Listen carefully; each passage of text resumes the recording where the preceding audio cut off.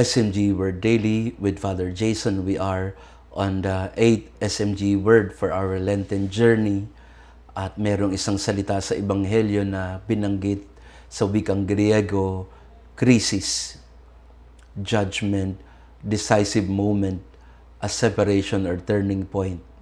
Sa ating mga Pilipino, pag sinabing krisis, ang intindi natin ay pagsubok, mga problemang pinagdadaanan, mga paghihirap sa buhay.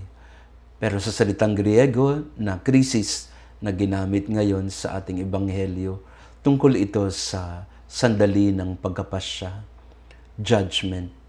Hindi problema o pagsubok, kung hindi pagkakataon na tayo ay pipili ng maayos, na tayo ay magkakaroon ng pagkilatis at paghuhusga.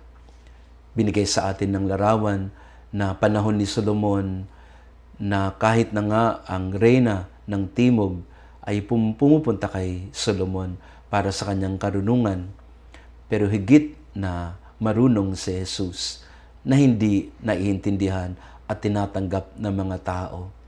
Kaya ang sabi ng Panginoon, yung reyna ng Timog, siya ang maghuhusga sa inyo. Siya ang magbibigay ng krisis sa inyo. Maganda ngayong panahon ng Kwaresma na tingnan mabuti ang salitang ito. Ano ba yung mga dapat nating piliin? Ano ba yung mga dapat nating kilatisin? Ang tawag natin din dito ay discernment. Maraming beses tingin natin sa buhay ay puro krisis, puro problema, puro pagsubok.